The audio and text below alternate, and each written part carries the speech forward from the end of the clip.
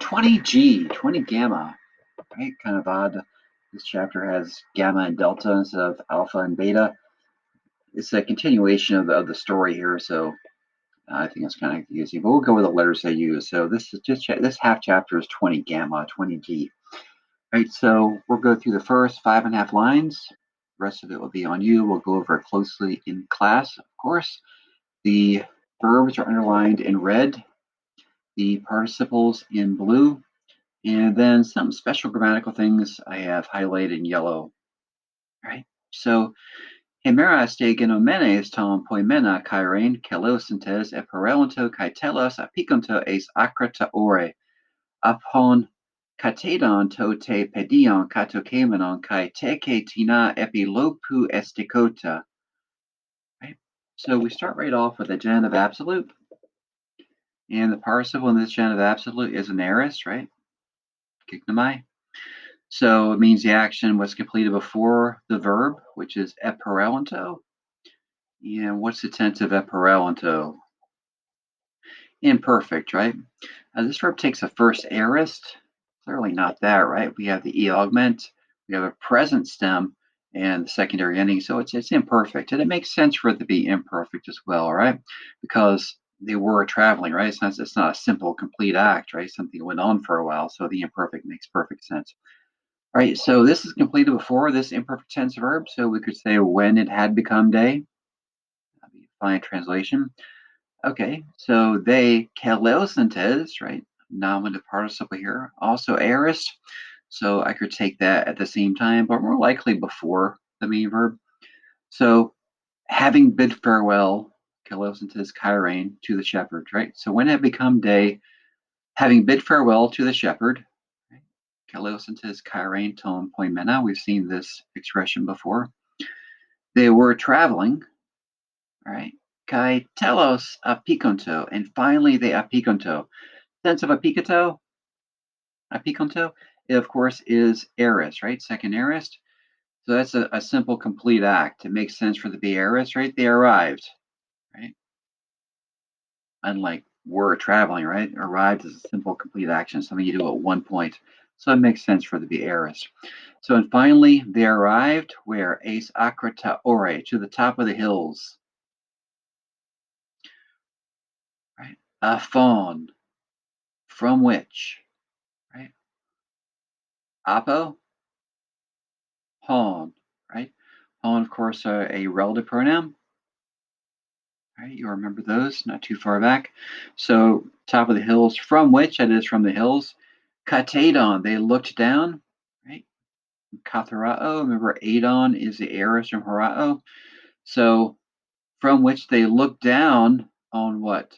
Te Kai, so both and both the plane what? The plane Kamenon, right? Participle lying, kato below. So both the plane lying below and Tekitina, certain walls, Estekota, standing epilopu on the crest. Okay. Estekota is a perfect participle, right? You'll see the perfect tense in a later chapter coming up pretty soon. You look below and it gives it to you as standing. And granted, you haven't seen the perfect in Greek yet, but you've studied the perfect tense in other languages, no doubt, if nothing other than English, right? And you're thinking it should be complete action. So why is it standing, right? So we'll see this in a later chapter, right? So the perfect can sometimes come out sounding like a perfect here because it's the end result of a previous action, right? So we'll get to that in the upcoming chapter, right? For now, just take my word for it. Standing is a good translation. So certain walls standing on the crest. Ode Pilipos ton patera stasas. All right, so stasas here I have highlighted. So it's from histemi, right? That me verb we seen not long ago. So stasas, it's a first aorist participle, right? That means it is transitive. So it's stasas ton patera. So what could it mean? So having stood up his father, that seems unlikely. Remember, it can also mean stop.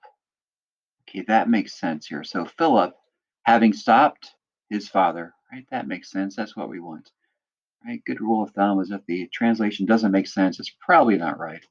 But this does make sense. So Philip, having stopped his father, Epe, he said, Papa, father, Teke tina megala horo. I see some great walls.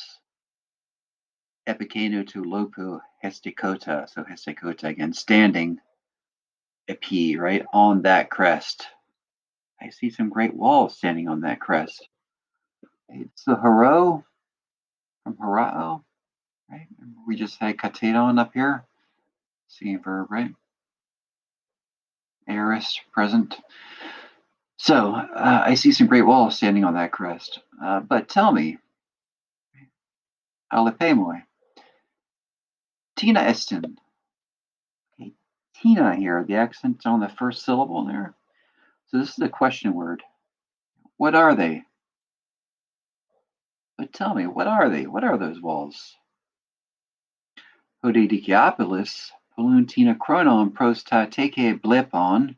So Dikiapolis, looking from blepo, looking prosta teka, looking at those walls, looking at the walls, right? For much time. Paluntina chronon. Where's my verb? Epe, he said. Okay. Ekena estin opai. So those, son, estin are, right, with a neuter plural, of course, it's singular verb. As it seems to me, post emoi doke, ta ton mukenon teke, the walls of Mycenae, right? Another singular city with a plural verb, right? Just like Athens or Los Angeles, right? Right. So Dikiapolis, looking at the walls for much time, he said, son, those are, as it seems to me, the walls of Mycenae. All right.